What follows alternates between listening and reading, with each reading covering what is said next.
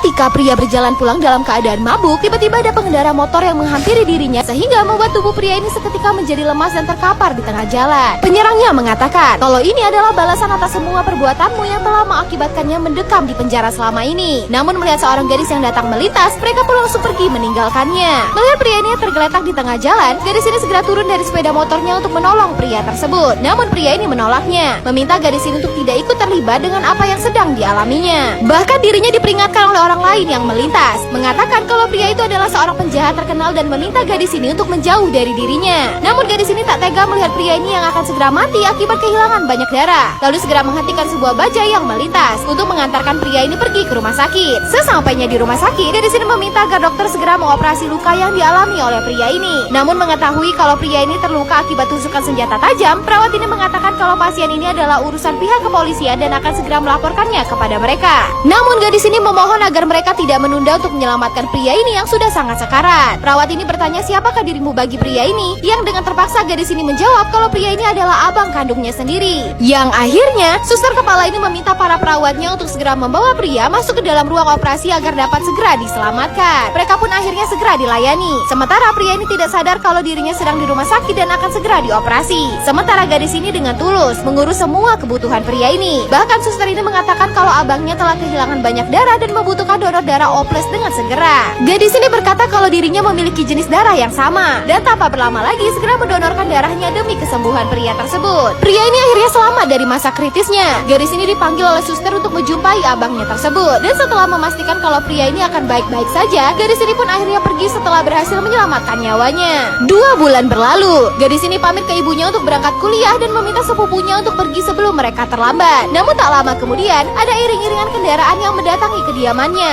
yang ternyata itu adalah seorang pengusaha properti yang datang bersama para preman-preman suruhannya, lalu menemui ayah si gadis dan mengancam agar sang ayah untuk segera melepaskan rumah miliknya agar dirinya bisa memulai membangun gedung mal di daerah ini. Namun karena masih saja menolak menjual, para preman ini mulai membuat keonaran di rumah mereka, lalu kembali mengancam jika dalam waktu seminggu mereka tidak melepaskan rumah ini, maka mereka akan terus kembali sampai rumah ini hancur rata dengan tanah. Gadis ini meminta sang ayah untuk melaporkan hal ini ke polisi, namun sepupunya berkata kalau premanisme harus dilawan oleh preman itu sendiri. Lalu mereka pun segera mendatangi ke sebuah tempat untuk bertemu dengan seorang preman yang terkenal untuk meminta perlindungannya, yang ternyata preman itu adalah seorang pria yang pernah diselamatkan oleh gadis ini dari kematiannya tempo hari. Namun ternyata pria ini tidak mengingat semua kejadian tersebut dan malahan meminta bayaran atas perlindungan yang harus diberikannya kepada mereka.